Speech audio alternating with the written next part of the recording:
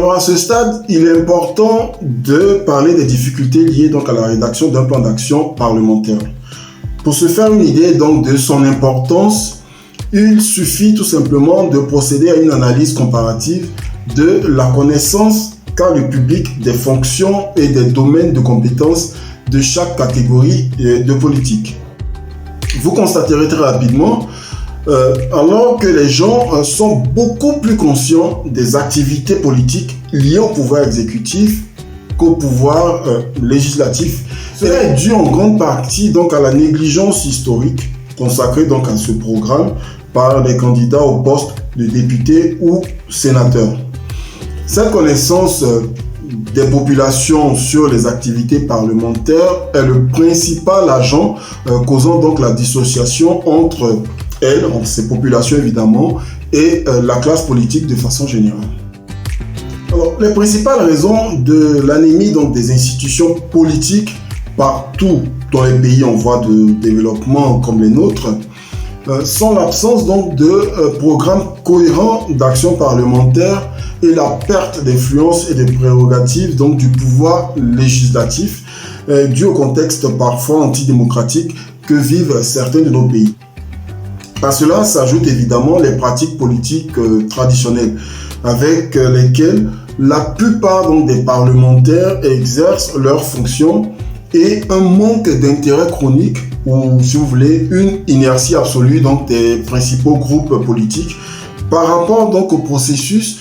d'affiliation à un parti et de militantisme politique. Cela rend ces institutions donc vulnérables et abstraites, puisqu'elles ne peuvent pas donc justifier leur objectif ou leur personnalité auprès de larges pans de la population. Le fait est que parmi les segments sociaux considérés comme plus éclairés, il existe une grande méconnaissance de l'importance de l'activité parlementaire, avec donc la prolifération de mythes qui finissent par devenir des vérités absolues. D'une manière générale, donc, le concept qui se rapproche le plus de la conscience populaire est qu'un député ou sénateur sert à faire des lois, à obtenir des faveurs et à rompre parfois des accords avec le pouvoir exécutif, à gagner de grosses commissions lors de négociations, etc. Il est très difficile de ne pas se souvenir donc de l'intermédiation légitime que les parlementaires, par exemple, effectuent en transmettant et en contrôlant les revendications sociales ou du travail de leur pouvoir de contrôle des budgets et d'influence sur les priorités établies par le pouvoir exécutif et d'autres fonctions pertinentes que le législatif donc fournit à la société. L'utilisation systématique et sans discernement de grands thèmes tels que la consolidation de la démocratie et d'autres thèmes de grande portée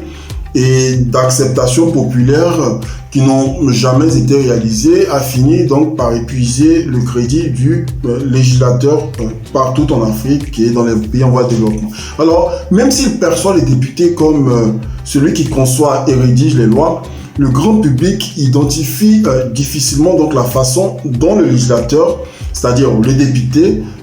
doit organiser son action parlementaire. Du coup, ce manque de clarté et d'action donc didactique auprès des populations et surtout de l'électorat dans ce type de proposition contribue donc à la consolidation du préjugé de l'électorat envers la classe politique comme étant démagogique. D'autre part, si vous êtes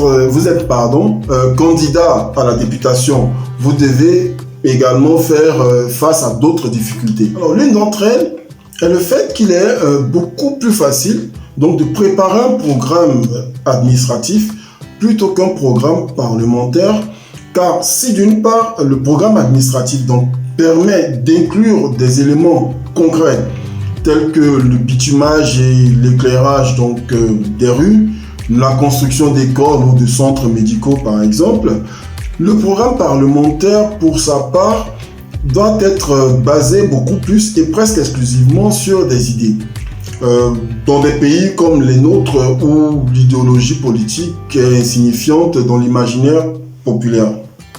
Ainsi, Les enquêtes qui serviront de base donc à l'élaboration d'un plan d'action parlementaire diffèrent également de celles donc effectuées pour étayer les programmes exécutifs, gagnant donc en importance et en identification correcte des tendances et des aspirations donc de la population et des différentes classes sociales. Ainsi, la clé donc d'un plan d'action parlementaire est l'existence d'au moins une grande proposition ou idée. En plus d'être géniale, il est important qu'elle soit originale et qu'elle soit donc présentée avant vos concurrents, avec le plus grand impact possible pour éviter que les adversaires plus puissants donc dans le domaine de la communication ne se l'approprient, ou du moins qu'il soit donc difficile pour beaucoup d'y adhérer, en s'assurant ainsi l'avantage d'être toujours identifié comme le père de cette idée ou de cette proposition. Du coup, le programme sera construit autour de cette idée principale en suivant donc les critères proposés dans le choix de la plateforme de campagne électorale ou le choix donc des thèmes, tout en visant l'objectif qui est celui de marquer les positions et à définir l'image que vous entendez adopter en fonction de vos stratégies de campagne électorale.